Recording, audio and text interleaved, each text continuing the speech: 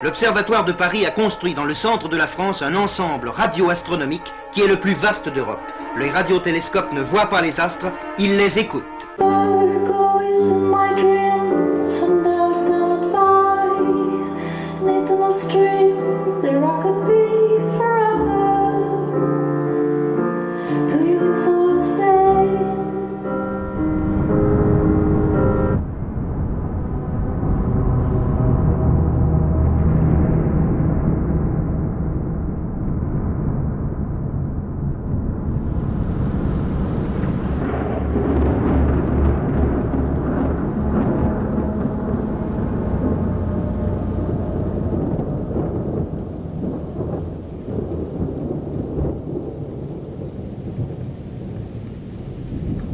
Veuillez noter la phrase.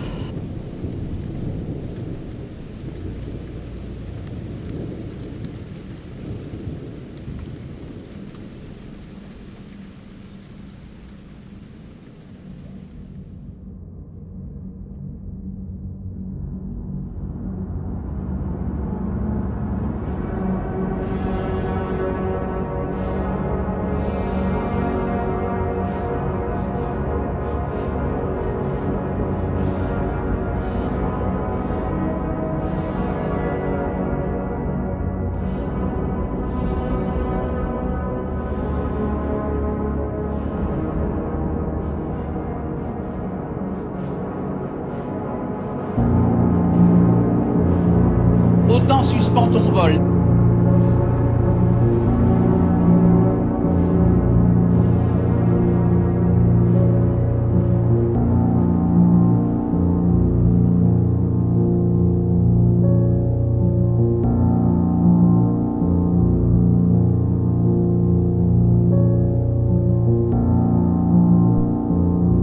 Maintenant, il s'agit de décoller.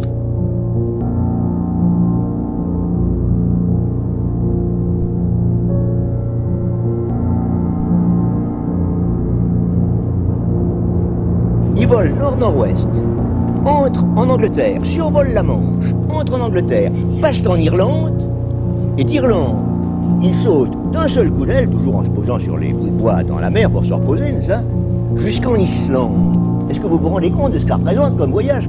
Tout seul, hein? Ils voyagent pas en bande, ils sont tout seuls. C'est un voyage incompréhensible. Alors pourquoi est-ce qu'ils le font?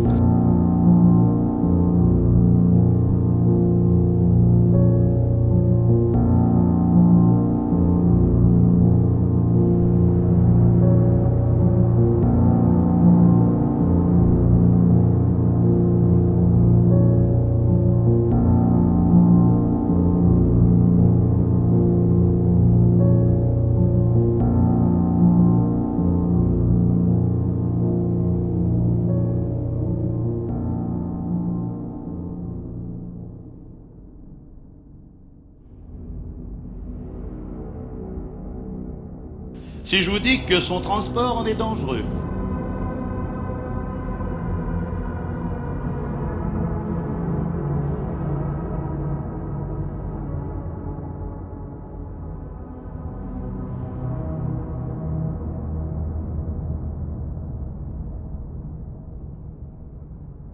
Dernière précision, le premier jeu sera un jeu d'observation. Observation.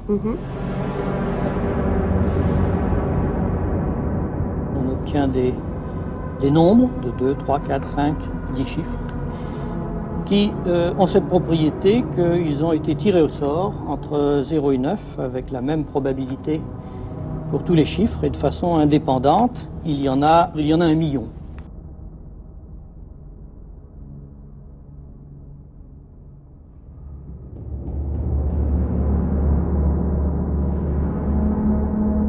Dans sa petite tête, il a décidé qu'il irait là et puis pas ailleurs. Eh ben, ils remontent toute la vallée du Rhône, ils survolent Lyon, ils entrent en Suisse.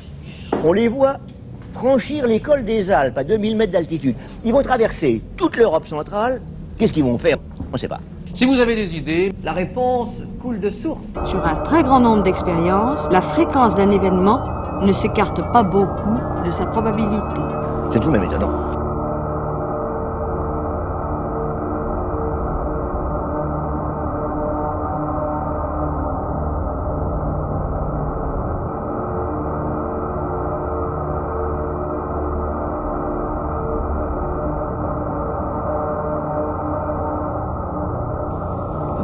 calcul des probabilités pose un certain nombre d'a priori, définit un être qui s'appelle la probabilité et lui applique un certain nombre de règles de calcul qui conduisent à des résultats. Mais le calcul des probabilités, à l'heure actuelle, fait abstraction complètement de l'expérience et de la réalité. Des révélations inquiétantes.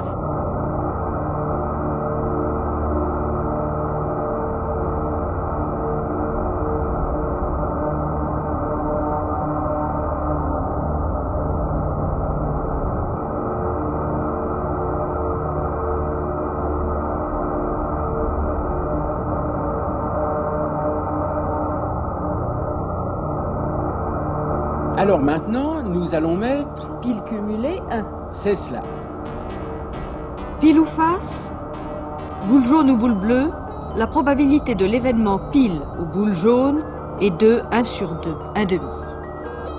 Sur 1000 coups, la loi des grands nombres ne dit pas qu'il y aura 500 fois pile, mais elle dit qu'un écart important par rapport à 500 est peu probable, et que nous retrouverons à peu près la probabilité de 1 demi.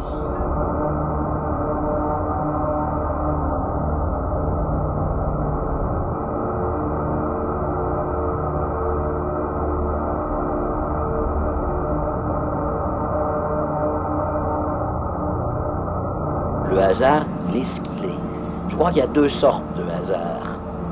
Il y a le vrai hasard, l'événement qui vous concerne ou qui me concerne et qui est rigoureusement imprévisible. En revanche, ce qui est prévisible, c'est à l'intérieur de la loi des grands nombres. Il y a donc le hasard non prévisible et il y a la loi des grands nombres. Des révélations inquiétantes. Autrement dit, on peut vérifier la loi des grands nombres sur des modèles de plus en plus complexes parce que qui dit loi des grands nombres dit peut-être qu'il suffit d'une 50aine d'expériences pour vérifier qu'à pile ou face, on a une chance sur 2 d'avoir pile ou face, que dans des jeux un petit peu plus complexes, eh bien, il suffira d'étudier 1000, 2000, 5000 cas, mais il existe des modèles dans les domaines que j'ai évoqués où il faut pouvoir traiter des millions, des dizaines, des centaines de millions de cas.